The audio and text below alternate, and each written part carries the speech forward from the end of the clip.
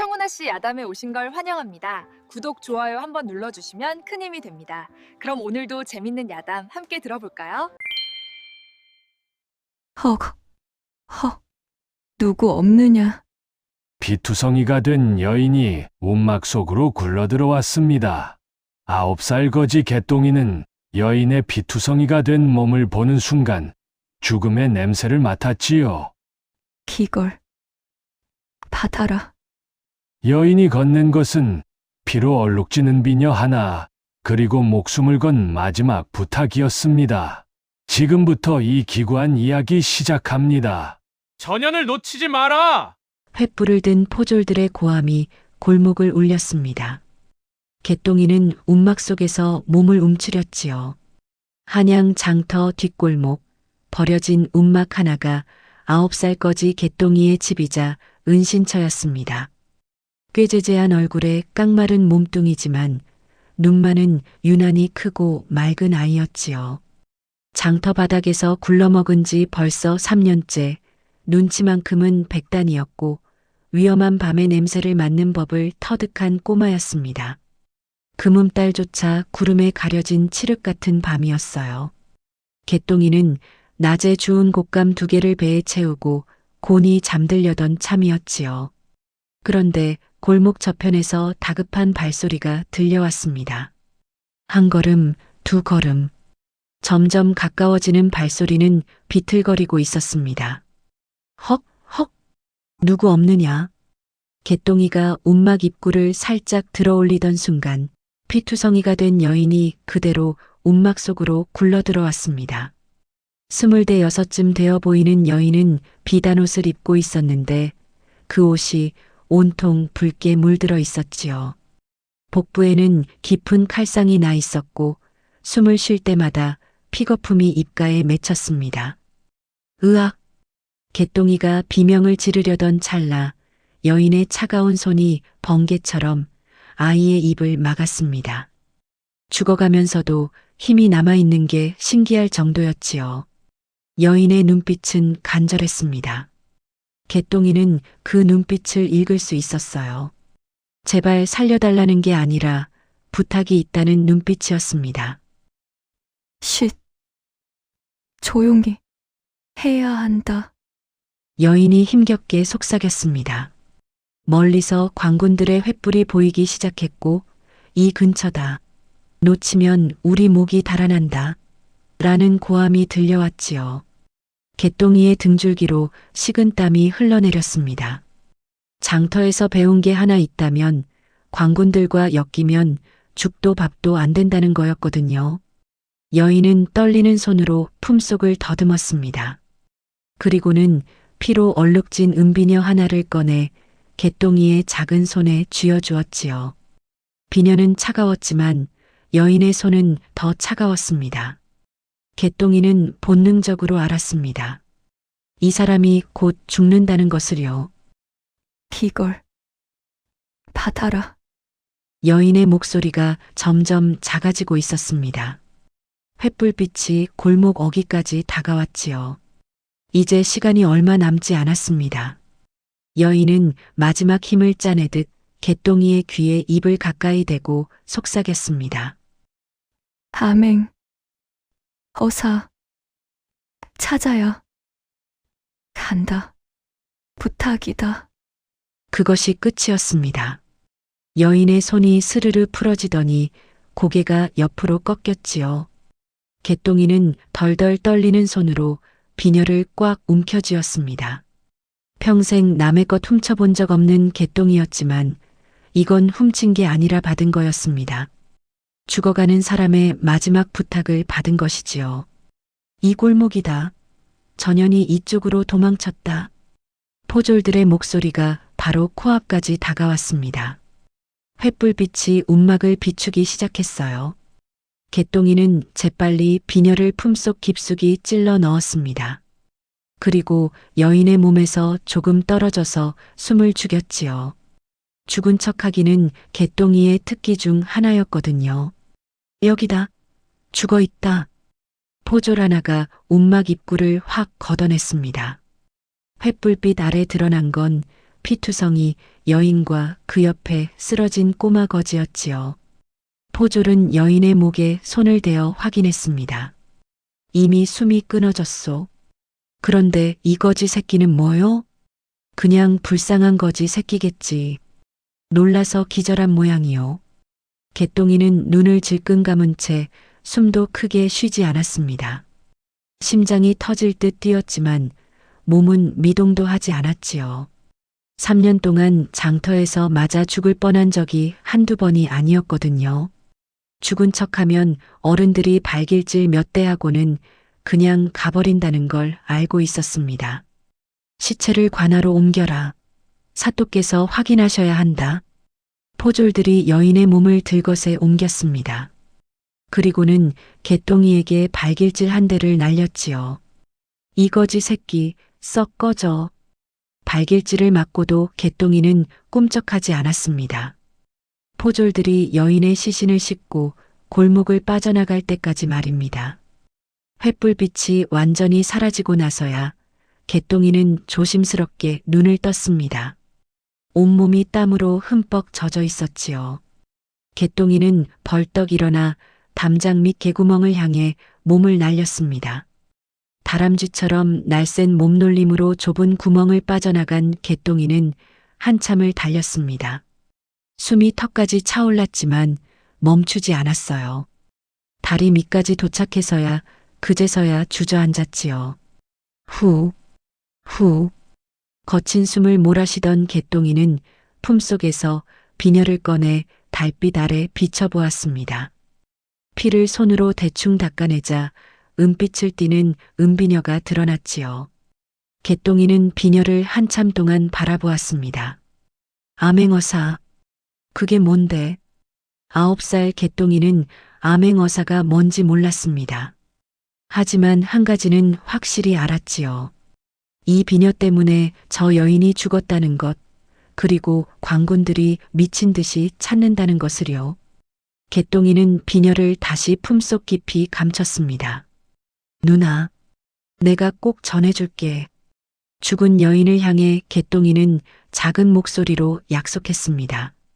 한 번 받은 부탁은 목숨 걸고 지킨다는 게 개똥이의 유일한 자존심이었거든요. 하늘에서는 구름 사이로 희미한 별빛이 반짝이고 있었습니다. 동이 트자 장터에는 어김없이 사람들이 모여들기 시작했습니다. 생선 장수, 나물 파는 아낙네, 엿장수, 떡장수들이 저마다 목청을 높였지요. 하지만 개똥이는 다리 밑 은신처에서 꼼짝도 할 수가 없었습니다. 붉은 비단옷 입은 여인을 본 자가 있느냐? 조금이라도 수상한 점을 보았다면 당장 관아로 나와라. 관아의 포졸들이 장터 입구마다 서서 눈에 불을 켜고 있었거든요. 개똥이는 다리 밑 구석진 곳에 웅크리고 앉아 숨을 죽였습니다. 배에서는 꼬르륵 소리가 천둥처럼 울렸지만 지금 장터에 나갔다가는 큰일 날 게 뻔했지요. 어젯밤 뒷골목 근처에서 이상한 소리를 들은 자는 없느냐? 포졸 하나가 고함을 지르자 장터 사람들이 수군거렸습니다. 개똥이는 귀를 쫑긋 세웠어요. 관아에서 무슨 일이 났나 보네요. 들리는 소문으로는 한양에서 내려온 귀한 분이 변을 당했다던데. 쉿! 함부로 떠들다가 우리까지 끌려간다. 아낙네들의 수군거림이 들려왔습니다. 개똥이는 가만히 품속의 비녀를 만져보았지요. 차가운 옥의 감촉이 손끝에 전해졌습니다. 해가 중천에 떠올랐을 무렵 개똥이는 슬금슬금 다리 밑에서 기어나왔습니다. 포졸들이 장터 반대편으로 이동한 틈을 타서였지요.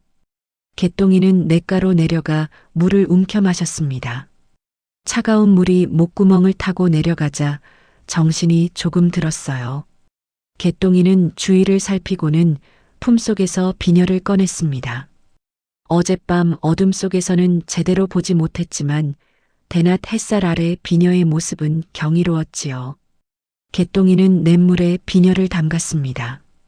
붉게 얼룩진 피가 물에 씻겨 내려가자 은비녀가 완전히 드러났습니다.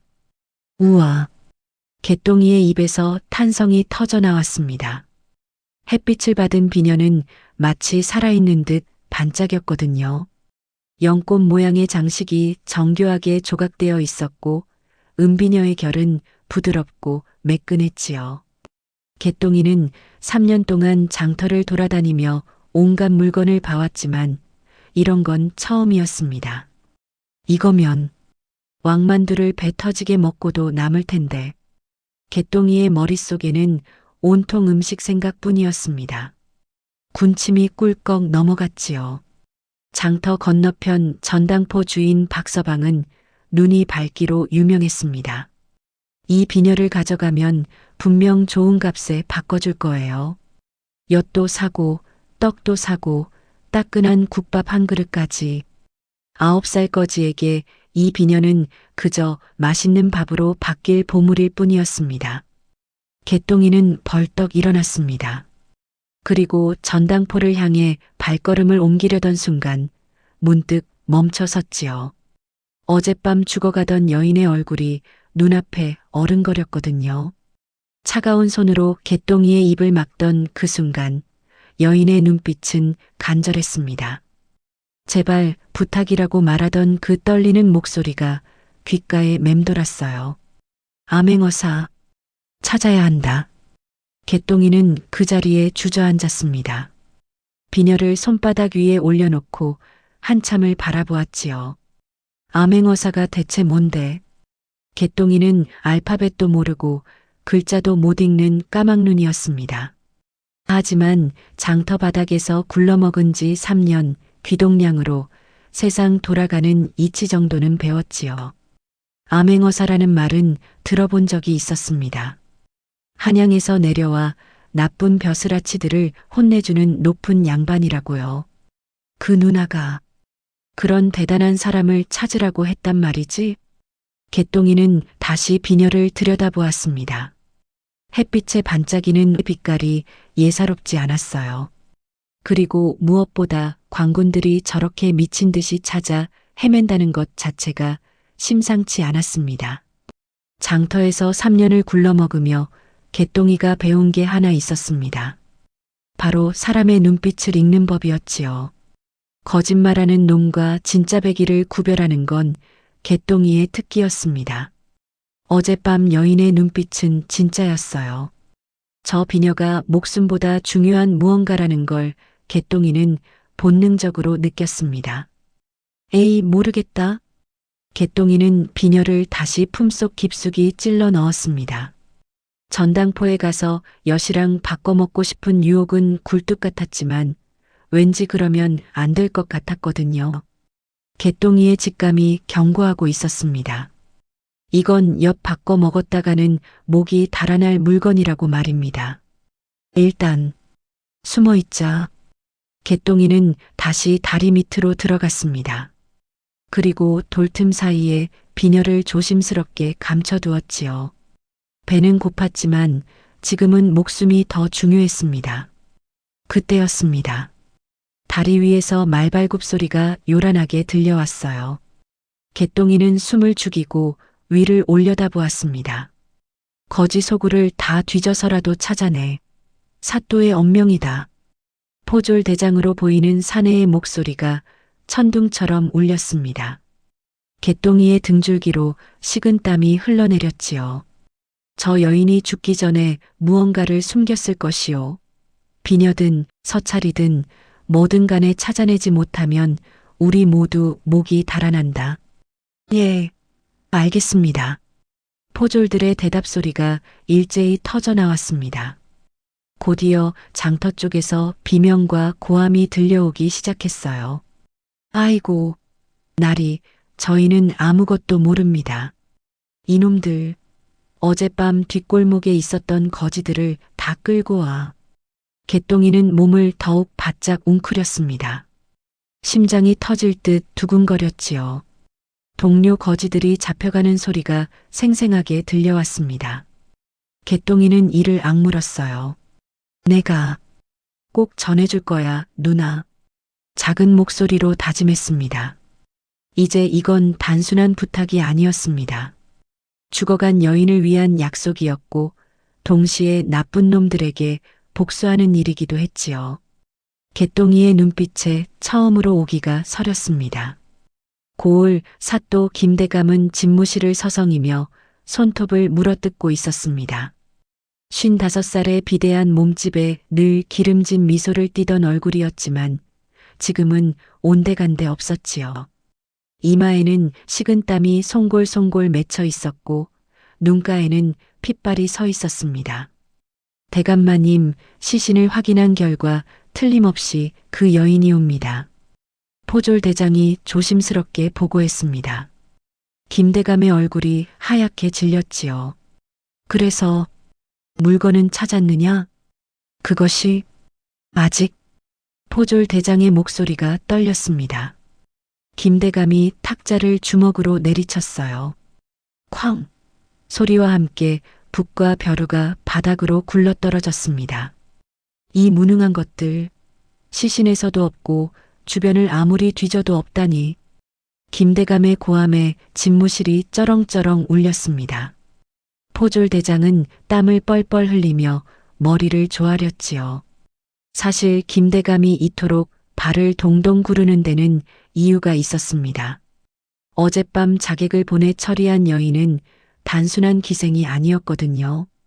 한양에서 내려온 암행어사의 첩자, 즉 다모였던 것입니다. 멋모르고 기생으로 알고 가까이 했다가 뒤통수를 맞은 셈이었지요. 젠장, 그 계집이 장부를 빼돌렸단 말이지. 김대감은 이를 갈았습니다. 자신이 지난 3년간 빼돌린 쇠고개 양과 받아먹은 뇌물의 액수가 낱낱이 적힌 비밀 장부였어요. 그것이 적힌 서찰을 다모가 은비녀 속에 숨겨 달아놨던 겁니다. 만약 그게 한양으로 올라가면 김대감의 목숨은 물론이고 삼족이 멸문지화를 당할 판이었지요. 대감마님, 그 여인이 죽은 곳은 장터 뒷골목이옵니다. 그래서 그 근처에는 거지들이 우글거리는 곳이옵니다. 혹시 포졸 대장의 말에 김대감의 눈이 번쩍 뜨였습니다. 그렇지.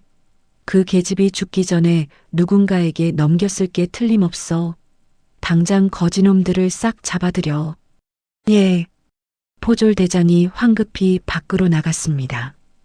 김대감은 창밖을 내다보며 중얼거렸지요. 암행어사 놈이 어디 있든 증거만 없으면 어쩔 도리가 없지. 그의 입꼬리에 비릿한 미소가 번졌습니다. 한편 장터는 아비규환이었습니다. 포졸들이 몽둥이를 들고 들이닥쳐 닥치는 대로 거지들을 두들겨 패고 있었거든요. 네 이놈, 어젯밤 뒷골목에 있었지? 아이고 나리, 소인은 그저 잠만 잤사옵니다. 입 닥쳐, 내 보따리 내놔. 포졸들은 거지들의 누더기 보따리를 뒤지고 심지어 옷까지 벗겨 확인했습니다. 은비녀 하나를 찾겠다고 장터 전체를 쑥대밭으로 만들고 있었지요. 저놈도 잡아. 어제 뒷골목에서 봤다. 억울합니다, 나리. 거지들의 비명이 장터 여기저기서 터져나왔습니다. 개똥이가 알고 지내던 절름발이 거지 칠보기도 끌려가고 애꾸는 거지 만드기도 포승줄에 묶였어요.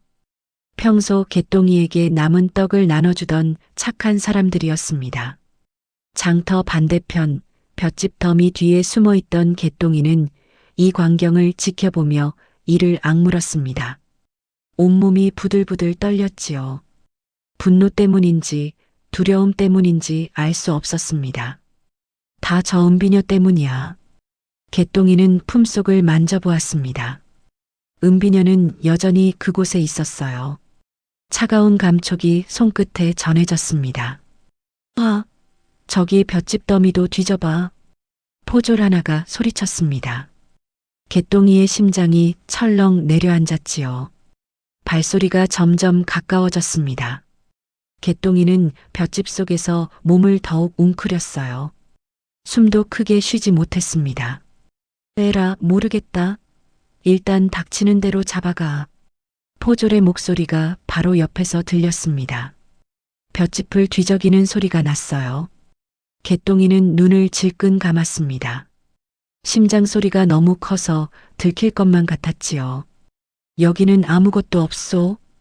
다행히 포졸은 대충 보고는 다른 곳으로 가버렸습니다.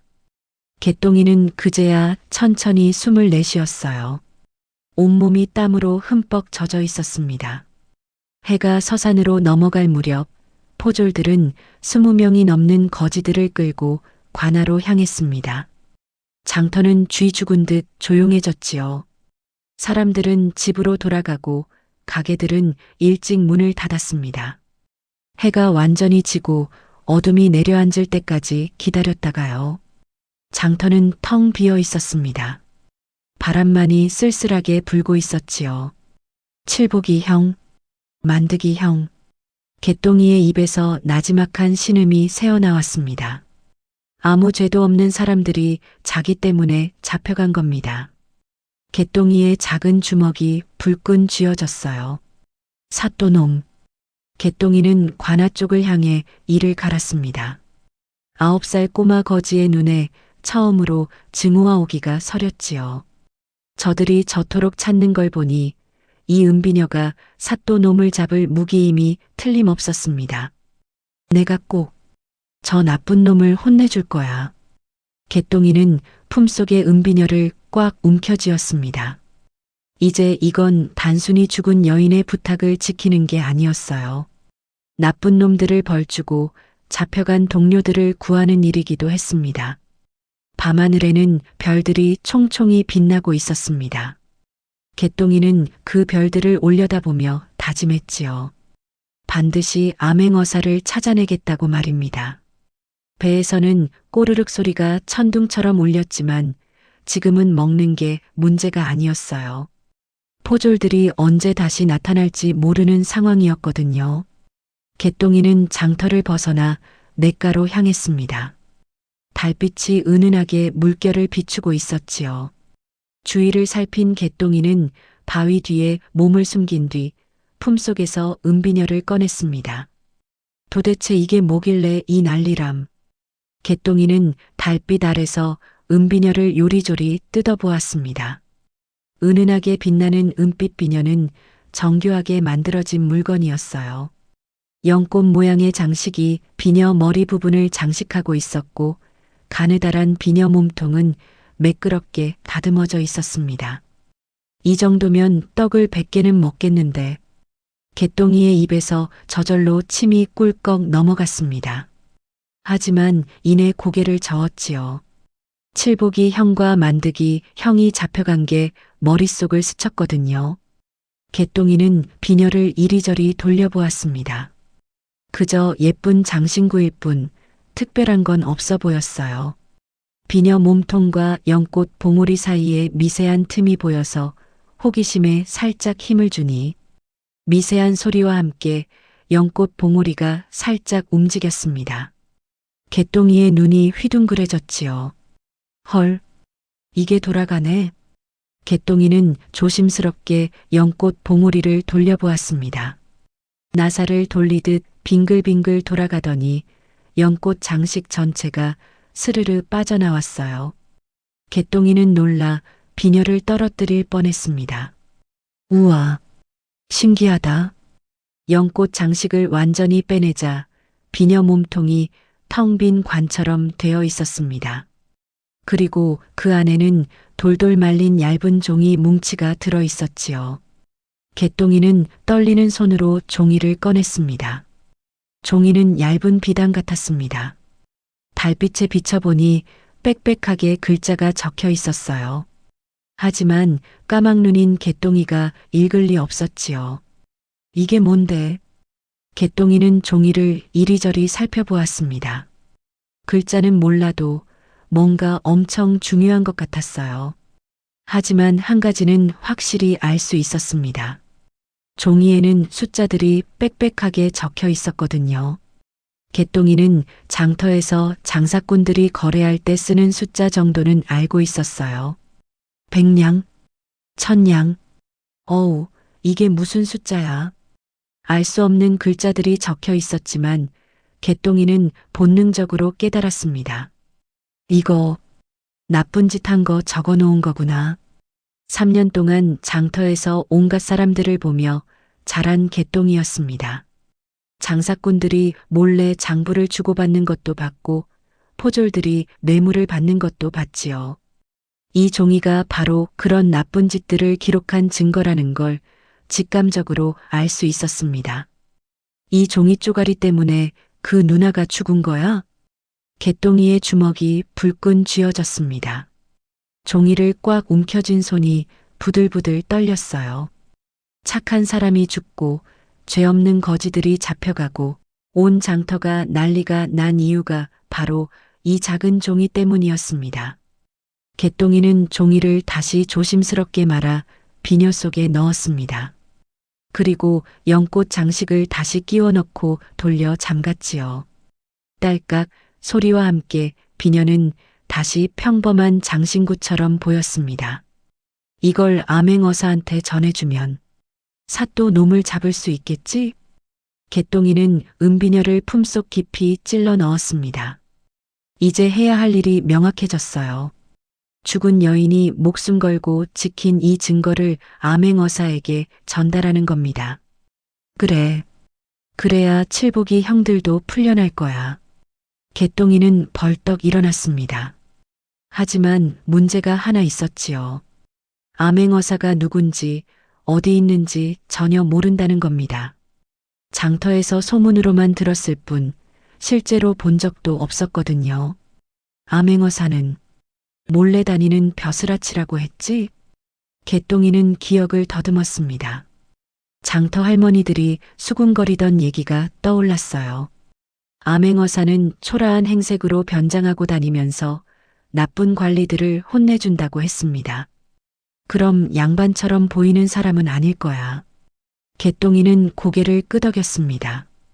번지르르한 도포를 입고 가마를 타고 다니는 양반들은 암행어사가 아니라는 거죠.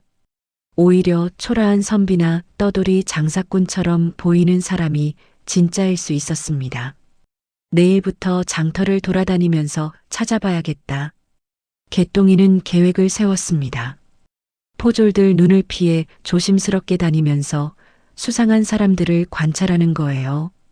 특히 새로 나타난 낯선 사람들을 주의 깊게 살펴볼 작정이었습니다. 냇물이 졸졸 흐르는 소리가 들렸습니다. 개똥이는 물가에 앉아 손을 담갔어요.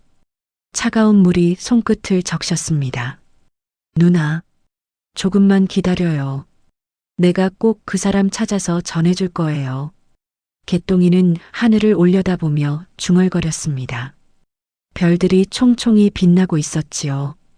죽은 여인도 저 하늘 어딘가에서 자신을 지켜보고 있을 것 같았습니다. 바람이 불어왔습니다. 서늘한 바람이 개똥이의 뺨을 스쳤어요. 개똥이는 떨리는 몸을 부여잡고 일어났습니다. 이제 돌아가서 쉬어야 했습니다. 내일부터 본격적으로 암행어사를 찾아 나서야 했거든요. 꼭 찾고 말 거야. 개똥이의 눈빛에 강한 의지가 서렸습니다. 9살 꼬마 거지였지만 이제는 무언가를 해내야 한다는 책임감이 가슴속에 타오르고 있었지요. 개똥이는 다음 날부터 장터를 쏘다니며 귀를 쫑긋 세웠습니다. 포졸들이 여전히 눈에 불을 켜고 돌아다니고 있었지만 개똥이는 골목과 골목 사이를 능숙하게 빠져나갔지요. 3년 동안 익힌 솜씨였습니다. 암행어사는 몰래 다니는 벼슬아치라 들었으니 겉보기에 번지르르한 양반은 아닐 것이라 짐작했어요. 오히려 초라한 행색의 선비나 떠돌이 장사꾼 같은 사람일 가능성이 높았습니다. 이틀째 되던 날 개똥이는 장터 구석구석을 살폈습니다. 새로 나타난 낯선 얼굴들을 주의 깊게 관찰했지요. 하지만 특별한 사람은 보이지 않았어요. 그저 평범한 장사꾼들과 농부들 뿐이었습니다. 사흘째 되던 날 개똥이는 주막거리까지 발걸음을 옮겼습니다. 주막에는 온갖 사람들이 드나들었거든요. 떠돌이 선비, 보부상, 심지어 다른 고을에서 온 나그네들도 있었지요. 아이고, 배고파. 개똥이는 주막 밖에서 안을 들여다보았습니다. 구수한 국밥 냄새가 코를 찔렀어요. 군침이 꿀꺽 넘어갔지만 지금은 배고픔을 참아야 했습니다. 그때였습니다. 주막 안쪽 구석진 자리에서 웬 선비 하나가 술상을 앞에 두고 흐느끼는 모습이 보였어요. 갓은 찌그러져 있었고 도포 자락에는 술이 흥건하게 묻어 있었습니다. 거짓골이나 다름없는 행색이었지요. 개똥이는 그 선비에게서 눈을 떼지 못했습니다. 뭔가 심상치 않은 기운이 느껴졌거든요. 선비는 술잔을 들어 단숨에 들이켰고 탁자를 내리치며 서럽게 울고 있었습니다. 어허, 이놈의 세상. 꽃이 졌는데 나비가 갈 곳이 없구나. 홍아, 홍아. 선비의 목소리가 주막 밖까지 들렸습니다. 개똥이의 귀가 번쩍 뜨였지요. 홍아라는 이름이 귓가에 맴돌았습니다. 주모가 혀를 차며 선비에게 다가갔어요. 40대 중반으로 보이는 주모는 인심 좋기로 소문난 아낙네였습니다. 아이고, 저 선비님 또 시작이네. 며칠 전부터 사람을 찾는다며 저리 난리니 원. 주모의 목소리가 옆 탁자 손님들에게까지 들렸습니다. 개똥이는 귀를 더욱 쫑긋 세웠지요. 며칠 전부터요? 그럼 이 고을에 온 지 얼마 안 된 거네요. 그렇다네. 처음에는 말쑥한 선비였는데 갑자기 적골이 돼서는 매일 술만 퍼마시니 주모의 말을 듣던 개똥이의 머릿속에 번개가 쳤습니다. 죽은 여인의 옷고름을 떠올렸거든요. 핏자국 사이로 수놓아져 있던 작은 글자가 있었는데 개똥이는 글자를 몰라도 그 모양은 기억하고 있었습니다. 홍자였어요. 저 아저씨가 혹시 개똥이는 가슴이 두근거렸습니다. 혹시 저 선비가 죽은 여인과 관련이 있는 사람이 아닐까요? 아니, 더 나아가 암행어사일지도 모른다는 생각이 들었습니다. 개똥이는 용기를 내어 주막 안으로 들어갔습니다. 주모가 눈을 흘겼지요. 야야, 거지 새끼가 어딜 들어와. 썩 나가. 잠깐만요, 주모님. 저기 선비님한테 할 말이 있어요. 개똥이는 재빨리 선비가 앉은 쪽으로 다가갔습니다. 주모가 뒤따라오며 개똥이의 멱살을 잡으려 했지만 개똥이는 다람쥐처럼 빠르게 피했어요. 개똥이는 쭈뼛거리며 선비의 맞은편에 슬그머니 앉았습니다. 선비는 개슴츠레한 눈으로 개똥이를 올려다보았지요. 술 냄새가 진동했습니다. 뭐냐, 꼬마야. 선비의 말이 어눌했습니다. 개똥이는 침을 꿀꺽 삼켰어요. 선비의 눈을 자세히 들여다보았습니다. 술에 취해 풀어진 눈빛이었지만 그 안에는 깊은 슬픔이 담겨 있었지요. 아저씨, 술만 마시면 속 버려요. 안주도 좀 드시지. 개똥이는 품속에서 아껴두었던 엿가락 하나를 꺼냈습니다. 꼬깃꼬깃 구겨진 종이에 쌓인 엿가락이었어요. 사흘 전 칠복이 형이 준 건데 배가 고파도 아껴두었던 겁니다. 개똥이는 엿가락을 선비 앞에 툭 던졌습니다. 선비가 멍하니 엿가락을 내려다보았지요. 이거 드시고 정신 좀 차려봐요. 개똥이의 목소리가 떨렸습니다. 하지만 용기를 내어 계속 말했어요. 저기, 혹시 잃어버린 사람이 여자예요? 그 순간 선비의 눈빛이 확 변했습니다. 방금 전까지의 취기는 온데간데였고 날카로운 눈빛이 개똥이를 꿰뚫었지요. 마치 호랑이가 먹잇감을 노려보는 것 같았습니다. 개똥이는 등줄기가 오싹해졌어요. 저 눈빛은 진짜였습니다.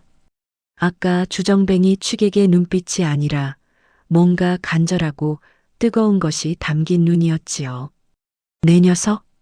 뭘 알고 있는 게냐? 선비의 목소리가 낮고 굵게 깔렸습니다. 손이 부들부들 떨리고 있었어요. 술에 취한 게 아니라 감정이 북받쳐서 떨리는 것 같았습니다. 개똥이는 3년 동안 장터에서 터득한 본능을 믿었습니다. 사람의 눈빛을 읽는 법을 배웠거든요. 사또처럼 기름진 탐욕의 눈이 아니라 무언가를 간절히 찾는 사람의 눈이었습니다. 암행어사가 뭐 하는 사람이에요? 개똥이가 조심스럽게 물었습니다. 선비의 눈이 더욱 커졌지요. 그 누나가 죽으면서 암행어사를 찾으라고 했는데요. 선비의 손이 탁자를 꽉 움켜쥐었습니다. 나무 탁자가 삐걱거릴 정도로 힘을 주고 있었어요.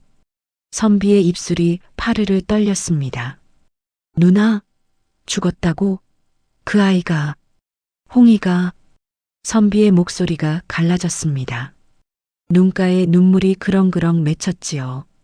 개똥이는 확신했습니다.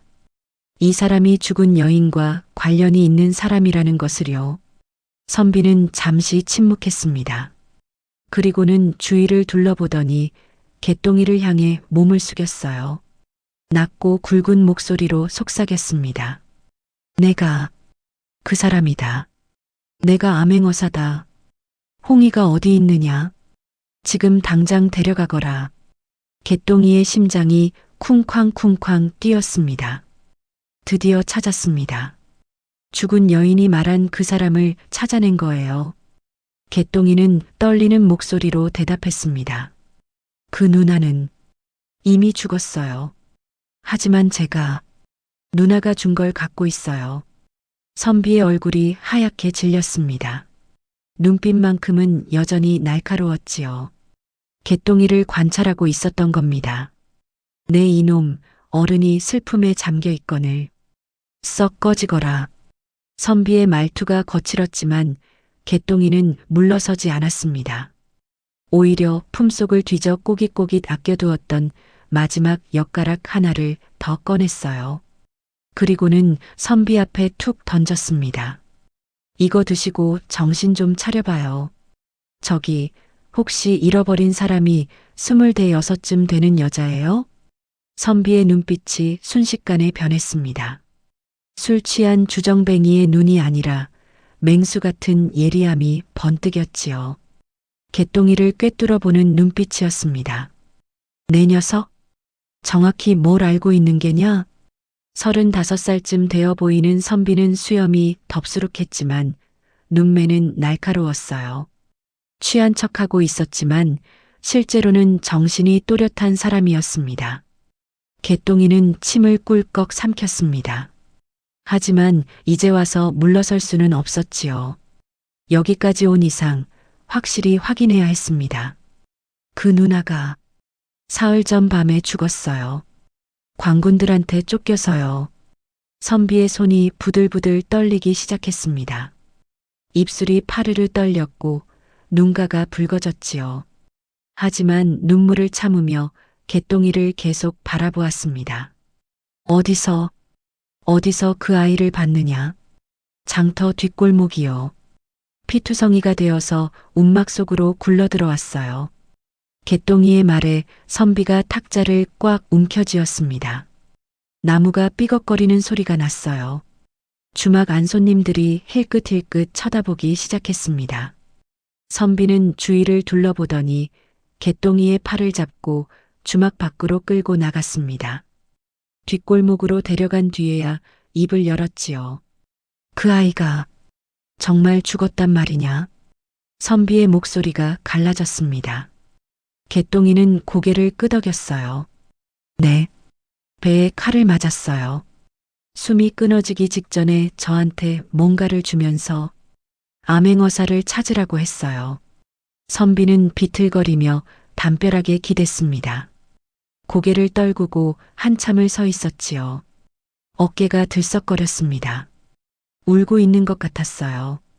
개똥이는 가만히 기다렸습니다. 선비가 진짜인지 아닌지 아직 완전히 확신할 수 없었거든요. 장터에서 3년을 굴러먹으며 배운 게 있다면 쉽게 믿지 말라는 거였습니다. 한참 후 선비가 고개를 들었습니다. 눈가가 붉게 충혈되어 있었지요. 하지만 눈빛만큼은 또렷했습니다.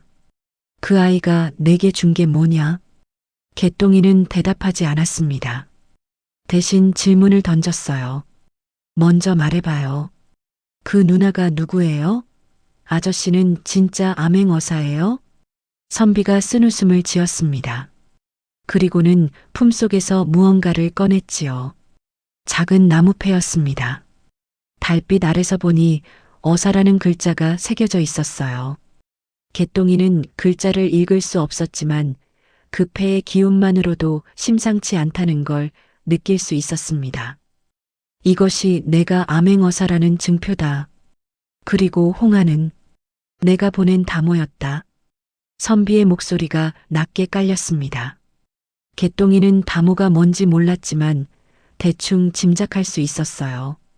나쁜 놈들을 잡으러 보낸 사람이라는 거죠. 다모는 암행어사를 돕는 사람이다. 홍아는 내 사람이었어. 선비의 목소리가 떨렸습니다. 개똥이는 이제 확신했어요. 이 눈빛은 진짜였습니다. 거짓말하는 사람의 눈이 아니라 진심으로 슬퍼하는 사람의 눈이었거든요. 그 누나가 죽으면서 이걸 줬어요. 개똥이는 품속에서 은비녀를 꺼냈습니다. 달빛 아래서 은은하게 빛나는 비녀를 선비의 손에 쥐어주었지요. 선비는 비녀를 받아들고는 그 자리에 주저앉았습니다. 온몸이 부들부들 떨렸어요. 비녀를 가슴에 꽉 껴안고는 하늘을 향해 울부짖었습니다. 홍아, 미안하다. 내가 너무 늦었구나. 선비의 오열이 뒷골목에 울려 퍼졌습니다. 개똥이는 가만히 서서 선비를 바라보았지요. 어른이 저렇게 울부짖는 모습은 처음 봤습니다. 한참을 울던 선비가 비녀를 자세히 들여다보았습니다. 연꽃 장식을 만지작거리더니 돌리기 시작했어요. 딸깍 소리와 함께 장식이 빠지자 안에서 종이가 나왔습니다. 선비는 종이를 펼쳐보았습니다. 달빛 아래서 종이를 읽는 선비의 얼굴이 점점 굳어졌지요. 슬픔이 걷히고 서슬 퍼런 분노가 차올랐습니다. 이놈이 김대감. 선비의 목소리가 낮게 갈라졌습니다. 이를 갈며 종이를 다시 말아 비녀 속에 넣었어요. 그리고는 벌떡 일어나 개똥이를 바라보았습니다. 고맙다, 꼬마야. 내가 홍아의 한을 풀어주게 생겼구나.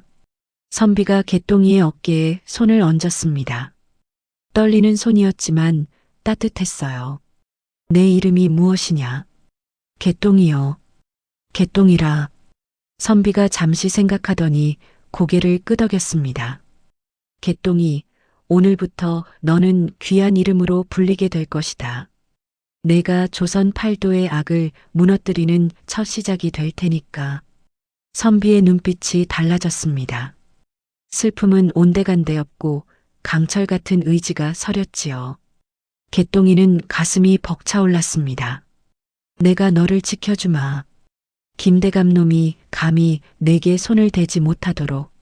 선비가 다짐했습니다. 개똥이는 고개를 끄덕였어요. 칠복이 형이랑 만드기 형도 구해주실 수 있어요? 그들이 누구냐? 제 친구들이요. 사또 놈들이 잡아갔어요. 아무 죄도 없는데. 선비가 개똥이의 머리를 쓰다듬었습니다. 걱정 마라. 모두 구해낼 것이다. 이제 곧 사또 놈이 혼쭐 날 시간이 왔으니까. 선비의 등 뒤로 보이지 않는 기운이 뿜어져 나오는 듯 했습니다. 개똥이는 드디어 알았어요. 나쁜 놈들을 혼내줄 시간이 온 거죠. 내일 판을 뒤집는다. 선비가 중얼거렸습니다. 다음 날 새벽 선비는 개똥이를 데리고 주막 뒤편 빈 헛간으로 들어갔습니다. 밤새 잠을 못 잔 듯 눈가가 퉁퉁 부어 있었지만 눈빛만큼은 또렷했지요. 개똥아, 오늘부터 너는 나를 따라다녀야 한다. 선비가 말했습니다. 개똥이는 고개를 끄덕였어요. 선비는 품속에서 은비녀를 꺼내 다시 한번 들여다보았습니다. 연꽃 장식을 돌려 빼내고 안에 서찰을 꺼냈지요. 달빛 아래서 대충 보았던 것과 달리 햇살 아래서 보니 내용이 더욱 선명했습니다. 이놈이 3년간 빼돌린 쇠고기 3,000석이 넘는구나. 선비가 이를 갈았습니다. 개똥이는 쇠고기 뭔지 몰랐지만 엄청 나쁜 짓이라는 건 알 수 있었어요. 뇌물만 해도 10,000냥이 넘어. 이 정도면 삼족이 멸문당해도 모자라지. 선비의 목소리가 떨렸습니다. 분노 때문이었지요. 서찰에는 김대감이 지난 3년간 저지른 온갖 부정부패가 낱낱이 적혀 있었습니다. 백성들의 세금을 빼돌린 것, 뇌물을 받아먹은 것, 억울한 사람을 옥에 가둔 것까지요. 홍아가 이걸 모으느라 얼마나 고생했을까. 선비의 눈가가 다시 붉어졌습니다.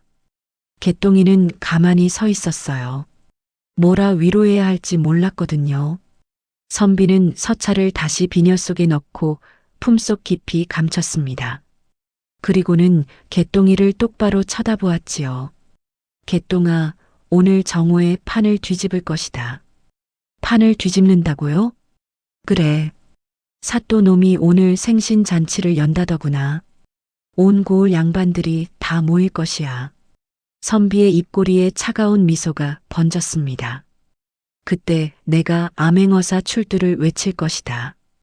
그 자리에서 김대감의 죄를 낱낱이 밝히고 체포할 거야. 개똥이의 가슴이 두근거렸습니다. 드디어 사또 놈을 혼내줄 시간이 온 거예요. 저도 따라가도 돼요? 개똥이가 조심스럽게 물었습니다. 선비가 고개를 끄덕였지요. 그래, 내가 증인이다. 내가 홍아로부터 이 비녀를 받았다는 걸 증언해야 해. 개똥이는 힘차게 고개를 끄덕였습니다. 죽은 누나를 위해 잡혀간 칠복이 형과 만득이 형을 위해 자신이 할 수 있는 일을 해야 했어요. 선비는 헛간 구석에 숨겨둔 보따리를 꺼냈습니다. 안에는 말끔한 관복이 들어 있었지요. 어사의 관복이었습니다. 이제 술 취한 선비는 끝이다. 오늘부터 나는 암행어사로서 악을 벌할 것이야. 선비가 중얼거리며 관복을 펼쳤습니다. 검은색 관복에는 학 한 마리가 수놓아져 있었어요. 위험이 느껴지는 복장이었습니다. 개똥아, 내 옷도 좀 깨끗한 걸로 갈아입어라. 선비가 보따리에서 작은 옷가지를 꺼냈습니다. 개똥이 크기에 맞는 깨끗한 옷이었지요. 개똥이는 깜짝 놀랐어요. 이거 저 주는 거예요? 그래. 오늘은 내가 영웅이 되는 날이니까. 선비가 미소 지었습니다. 처음으로 따뜻한 미소였어요. 개똥이는 누더기 옷을 벗고 새 옷으로 갈아입었습니다. 비록 무명옷이었지만 개똥이에게는 최고의 옷이었지요. 3년 만에 처음 입어보는 깨끗한 옷이었습니다. 자, 이제 준비는 끝났다. 정오가 되면 관아로 향할 것이다. 선비가 일어서며 창밖을 내다보았습니다. 해가 중천으로 올라가고 있었지요. 개똥아, 무섭지 않으냐? 선비가 물었습니다. 개똥이는 고개를 저었어요. 아니요. 저는 그 누나한테 약속했거든요. 꼭 전해주겠다고요. 개똥이의 눈빛이 또렷했습니다.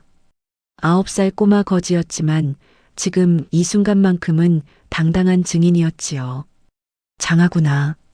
내가 있어서 홍아도 눈을 감을 수 있을 것 같다.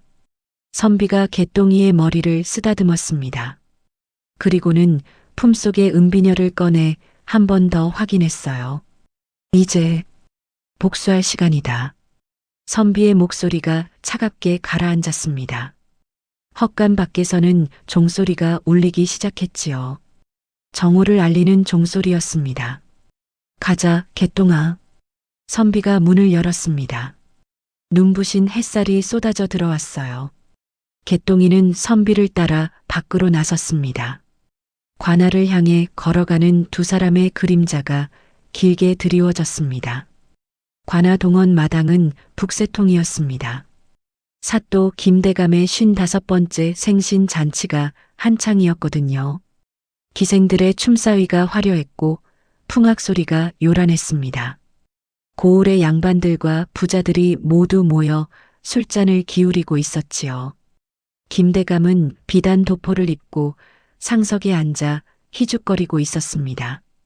손님들이 바친 뇌물, 아니 선물들이 산더미처럼 쌓여 있었어요. 비단, 은, 보석들이 눈부시게 반짝였습니다. 자, 모두들 잔을 드시오. 오늘은 이 김대감의 생신이니 실컷 즐기시오. 김대감이 술잔을 들어 올렸습니다. 양반들이 일제히 술잔을 받아들었지요. 축하드립니다. 대감마님. 만수무강하소서. 아첨하는 목소리들이 마당을 가득 채웠습니다. 김대감은 우쭐해져서 어깨를 으쓱했어요. 그때였습니다.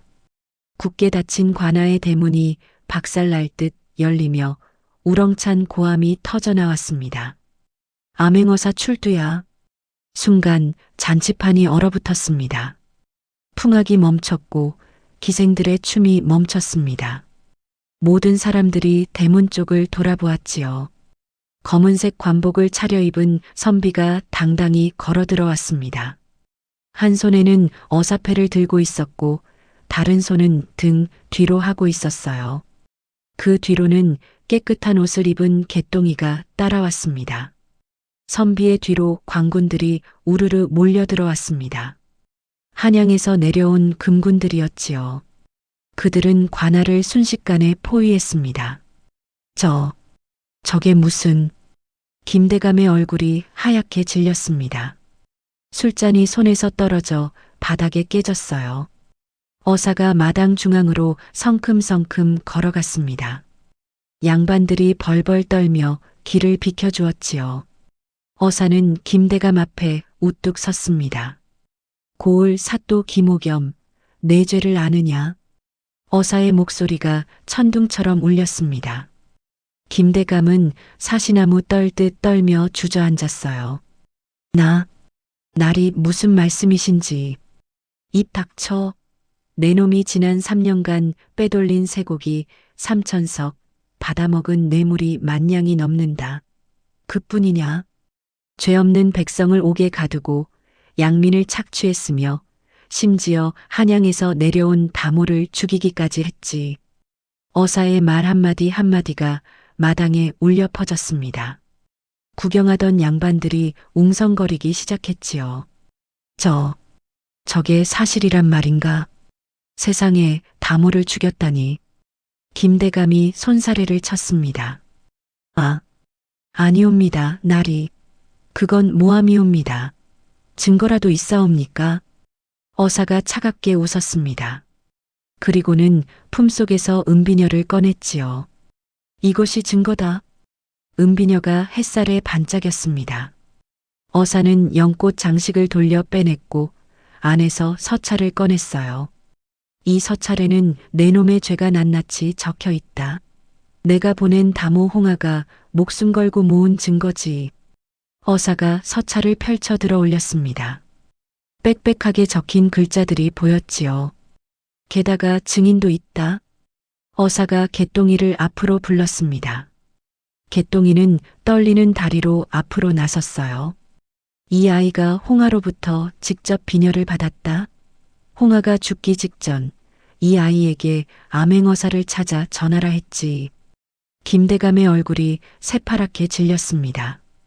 그는 개똥이를 보더니 눈을 부라렸어요. 저 거지 새끼의 말을 믿으시렵니까? 어사가 김대감의 멱살을 잡아챘습니다. 이 아이는 영웅이다. 내 같은 탐관오리와는 비교도 안 되지. 어사가 고개를 돌려 금군들에게 명령했습니다. 여봐라, 저 탐관오리를 당장 포박하라. 예.